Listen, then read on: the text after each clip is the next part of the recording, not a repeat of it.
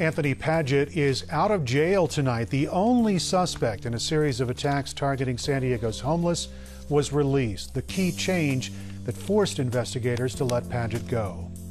And then she's like, oh my God, there's a baby one too. We're like 10 feet from each other. This is not what you expect when it comes to counting sheep, the rare summer sight that may help experts understand more about our grazing friends in the Anzo Borrego Desert.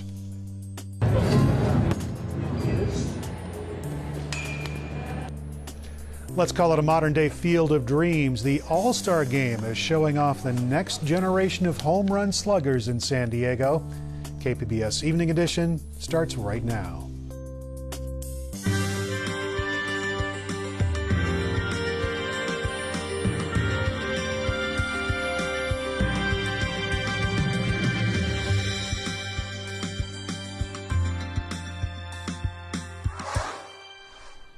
Good evening. Thanks for joining us. I'm Eric Anderson. A new development tonight in the investigation into the attacks on homeless people here in San Diego. The assaults left 3 men dead and 1 in the hospital. Investigators say they had probable cause to arrest Anthony Padgett last week. Today, they say they had to let him go. KPBS reporter Megan Burks explains why investigators could not move forward with their case against Padgett.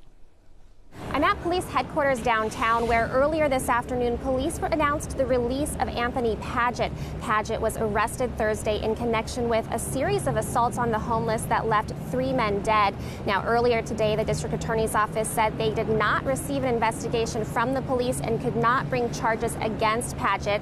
You may recall from earlier reports that in 2010, Padgett was convicted for setting a fellow homeless man on fire. Police say that prior, as well as his resemblance to a man seen in surveillance footage captured in Bay Park, made them confident he was their man. But today they're saying that new evidence suggests or actually excludes Padgett from being their suspect at this time. As I stated last Thursday, when Padgett was arrested, we still had a lot of work to do. As we continued Friday, Saturday, and Sunday throughout the weekend, we discovered exculpatory evidence, which does not give me confidence moving forward with Padgett still in custody. I have conferred with District Attorney Bonnie DeMonis and her command staff, and they agree that this is the appropriate decision is to release Anthony Padgett. As I discussed last week, we had probable cause to arrest Padgett. That probable cause was based on his strong resemblance to the person depicted in the video at the Shell gas station, coupled with our knowledge of his 2010 conviction of lighting a homeless individual on fire. With that stated, I want to ensure everybody that this investigation remains the #1 priority for the San Diego Police Department. Now, the 4th victim in this series of attacks, Dionisio Derek Vahidi, did die on Sunday. The only surviving victim is Manuel Mason, and he remains in critical condition. Police say they cannot talk to him, and they're doubling down on calls for the public to provide any information they have on this case. They say at this point it is imperative for anybody with information to call Homicide or Crime Stoppers. In downtown San Diego, I'm Megan Burks, KPBS News. So the investigation continues. Anyone who has information on the homeless attacks can call the homicide unit at 619-531-2293. They can leave anonymous tips with Crime Stoppers at 888-580-8477, or they can do it online at sdcrimestoppers.org. 2 bailiffs were shot and killed in a Michigan courthouse today. The assailant was killed by police officers after the man opened fire. A sheriff says a prisoner was being moved when he disarmed an officer and shot and killed those 2 bailiffs. The shooting happened on the 3rd floor of the Barron County Courthouse. The courthouse located about 100 miles northeast of Chicago. A deputy is in a local hospital with a gunshot wound, and 1 other person is reported injured.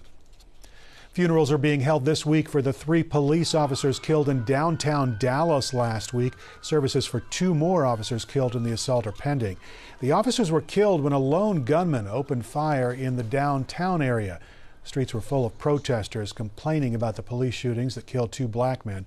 One was killed in Minnesota, the other shot in Louisiana. President Barack Obama will be in Dallas for a memorial service tomorrow. Protesters from coast to coast hit the streets over the weekend demanding justice for the shooting deaths of young black men. In California, hundreds of people blocked traffic on the 405 freeway in Inglewood, and more protesters shut down the Bay Bridge. Authorities in Baton Rouge, meanwhile, say that 30 to 40 people were arrested last night. They were a part of a group of 200 people who moved toward Interstate 110 until officers moved them back. They ended up at a private home where officers met them in full riot gear. The property owner says she allowed the protesters to take refuge on her front yard. The Poway Unified School District Board has fired its superintendent, John Collins. The board recently audited his contract and found that Collins received $320,000 in overpayments and nearly $25,000 in other transactions that violated district policies. The board issued a statement today explaining the firing. They said the severity of the findings justified terminating the superintendent's contract for cause in accordance with the procedure outlined in his employment contract. Dr. Collins and his attorney took part last night in a closed session conference with the board, and following the conference, the board unanimously rendered the difficult decision to terminate his employment with the district. Collins had led the district since 2010. The school board said it will sue Collins for money it believes he owes the Poway district. San Diego blood bank officials say there are short of all types of blood, and that mirrors a dwindling supply across the country. The blood bank only has a one-day supply of some blood types when they should have more than a week's worth in storage. Blood donations often dip in the summer. A long-term nationwide study aims to find out how individual differences in genetics, lifestyle, and environment can affect health. San Diego doctors are working to make sure low-income patients of color are included. KPBS science reporter David Wagner has more. The Obama administration is rolling out details of its precision medicine initiative. The goal here is to study 1 million people using things like gene sequencing and mobile health monitoring to determine how a person's health is influenced by their unique traits and surroundings. 6 health centers across the country have been chosen to recruit patients from communities that have not always been well represented in this kind of research. The San Ysidro Health Center is one of those clinics. Dr. Gregory Talavera is their chief of research. Inclusion of lower income or disadvantaged populations is going to make sure that the medicine and the therapies are available to all individuals in the United States. Talavera says over the next year, the San Ysidro Health Center hopes to sign up 50 to 100 patients for the study. David Wagner, KPBS News. Southeastern San Diego has a new social services center to help the community. The Care Center on North Euclid Avenue will connect at-risk youth, veterans, and others to educational and mentoring services. Now, the goal of the partnership is to improve the well-being of individuals and the community as a whole. District Attorney Bonnie Dumanis says the timing of the center's opening couldn't be better because all of the turmoil surrounding police and the use of violence. Police in Minnesota and Louisiana have shot people there. Timing of the center's opening is considered important for the community. I think that if we reach out in programs like this and acknowledge that there are issues that we have to face, racial bias on both sides we have to face, and talk to one another. And that's what we do in San Diego, is talk to one another and reach out to the community. The Care Center offers a computer lab, workshops, trainings, community forums, and events.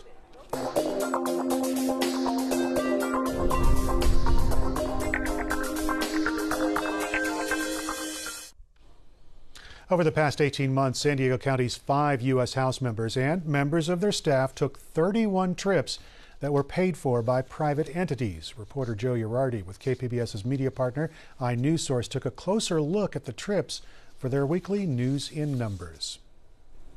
Joe, what's the purpose of these trips? Well, they're supposed to be for educating members of Congress and their staff about issues the travel sponsor cares about. For example, a pro-Israel group paid for staff from the offices of Representatives Darrell Issa, Scott Peters, and Juan Vargas to visit Israel. But critics of these trips say they're just one more opportunity for special interests to gain access to decision makers.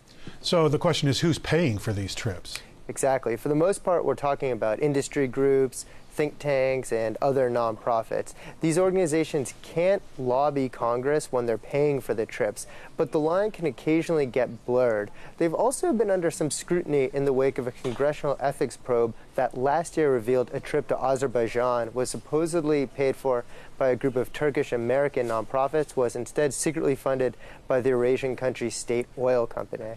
So the offices of our local representatives took 31 trips. Any of those stand out?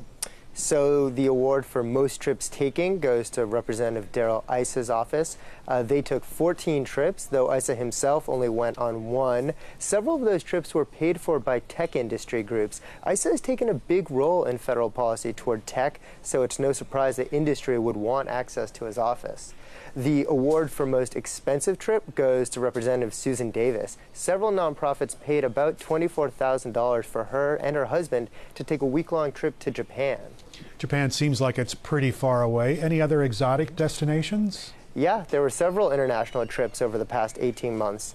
Davis and her husband also went on a trip to Montreal, and Juan Vargas and his wife took a week-long trip to Germany, while Vargas went alone on a trip to Turkey and the Balkans. iNews Source reporter Joe Girardi. Thanks, Joe. To take a closer look at the interactive map of the travel, you can head to inewssource.org.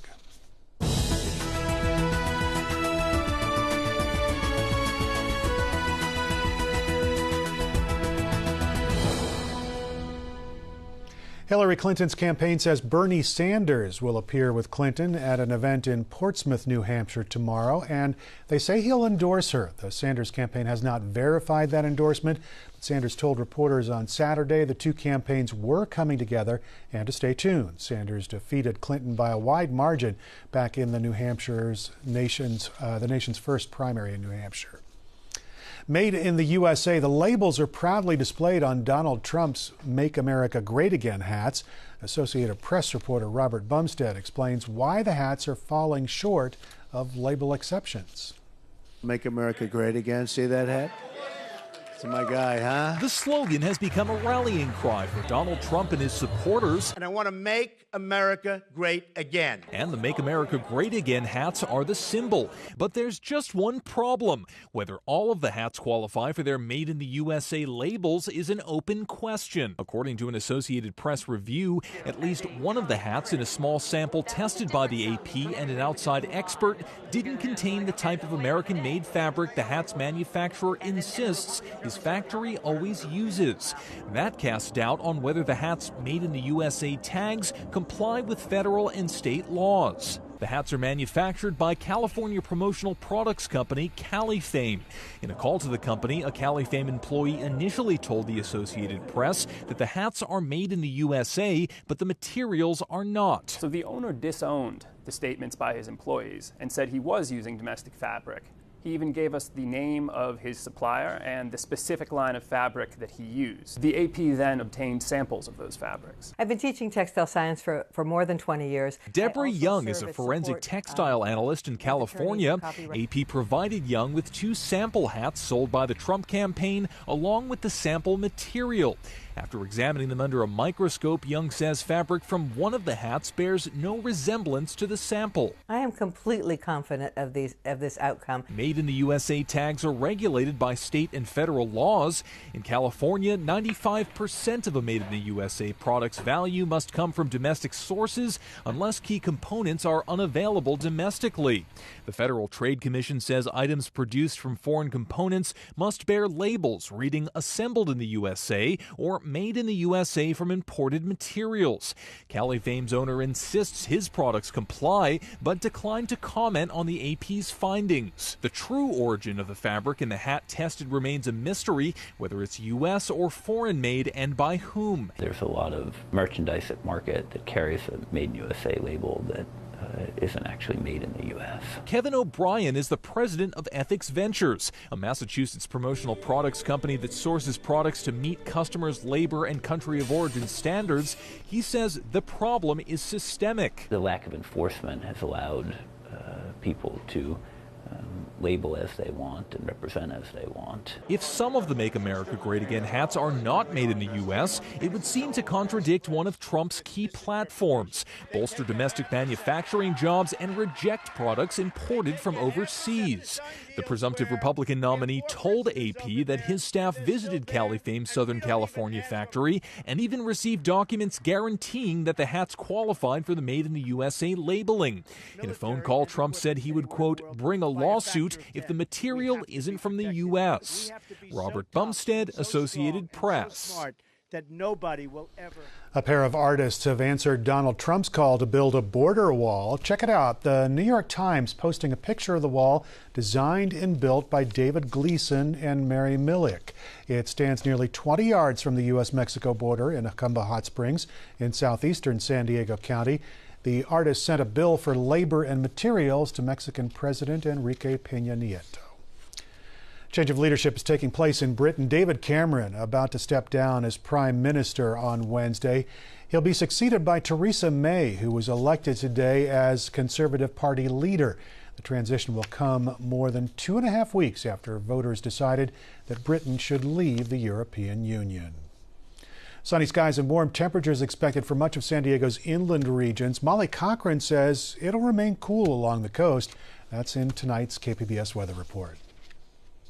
Well, it is relatively quiet for much of the southwest as we head into tonight. We really don't have much to worry about, but we do have an onshore flow, and that will lead into some lower clouds for tonight and into the early morning commute of Tuesday. So satellite radar, really not too much to see here. We notice a few shades of green off to our north and east, and that's really where things are going to be staying. Just a dry pattern draped across the region. So an increase in cloud cover coming in late tonight, overnight low of 65. And that's pretty close to where we should be at for this time of year. Notice in Oceanside will sit at 62 for an overnight low. Ramona in the 50s. Borrego Springs a little bit warmer with an overnight low of 67. Now here's a look at Tuesday. A warming trend going to start to take place in the interior sections of the southwest. So this area of high pressure really deflecting any monsoonal moisture. A dry pattern taking shape. Phoenix into Las Vegas. Notice along the immediate coastline though will stay cool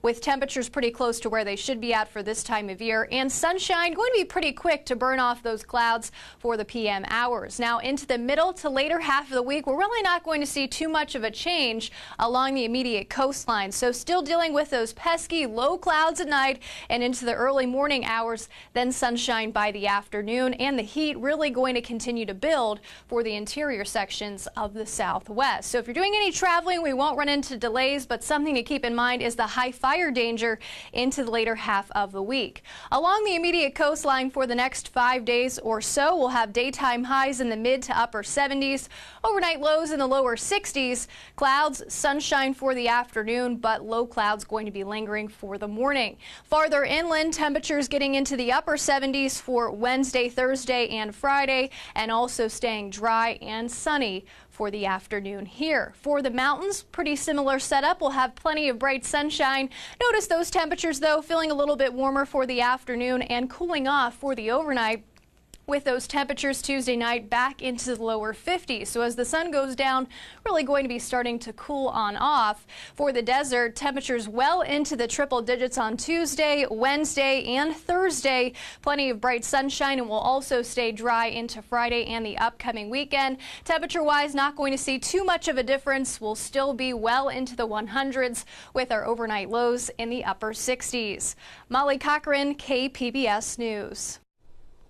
An oil industry group is sending new gas pump stickers to stations in California. Those stickers list how much the state's cap and trade program caused gasoline prices to go up.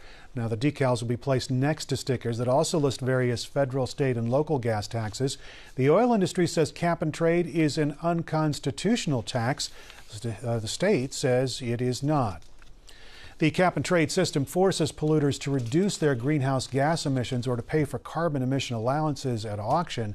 A state appeals court is considering a challenge to the constitutionality of that program. Meanwhile, California Governor Jerry Brown has launched a campaign to extend some of the most ambitious climate change programs in the country. The centerpiece of his push, the four-year-old cap-and-trade program. The program is only authorized to operate until 2020. Tomorrow, the California Air Resources Board will release a proposed blueprint continuing the cap-and-trade program for another 10 years. Fish and wildlife officials are taking a look at the Delta smelt population in the San Joaquin Delta. Lonnie Rivera explains why scientists call for its protection while some of California's farmers want it gone.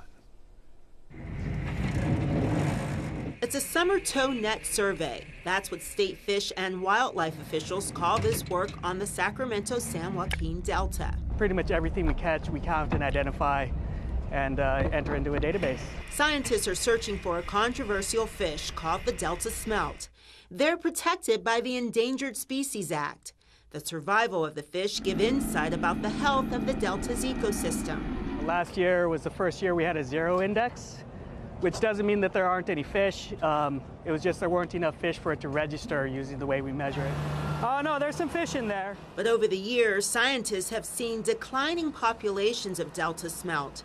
Decades of water pumping and severe drought is impacting its habitat. As for extinction, fish and wildlife officials say it's too soon to make that call. But so far, this survey hasn't turned up much. The controversy over the fish stems around water management decisions involve pumping water from the Delta into the San Francisco Bay.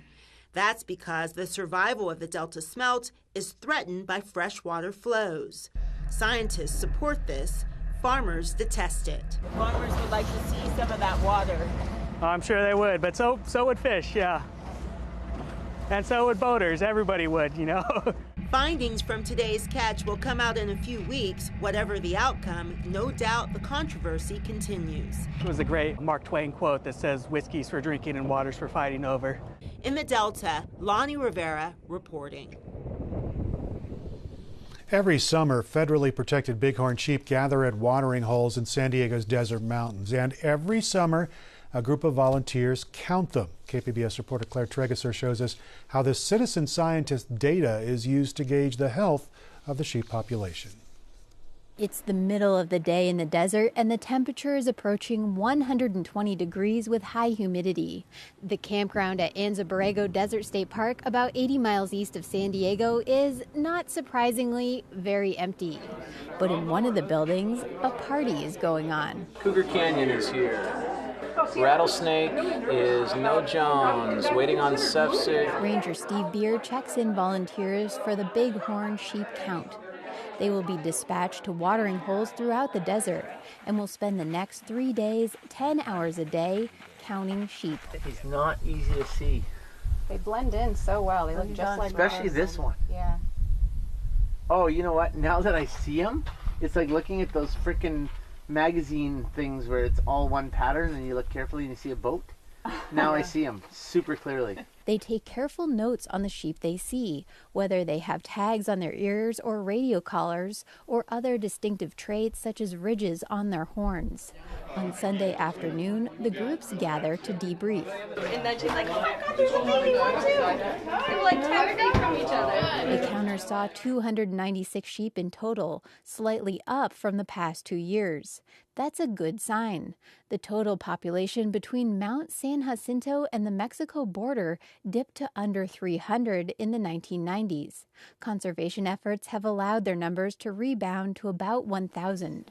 Volunteers say no matter how many sheep they see, it's still a rush to spot one. In other words, the opposite of what you'd think happens when you're counting sheep. Claire Tregesser, KPBS News. I'm Judy Woodruff. On the next news hour, the end of AIDS, the first report in a special series on global efforts to stop one of the world's most deadly diseases. That's Monday on the PBS NewsHour. San Diego voters will decide in November on the Chargers' proposal to raise local hotel taxes for a downtown stadium and convention center facility.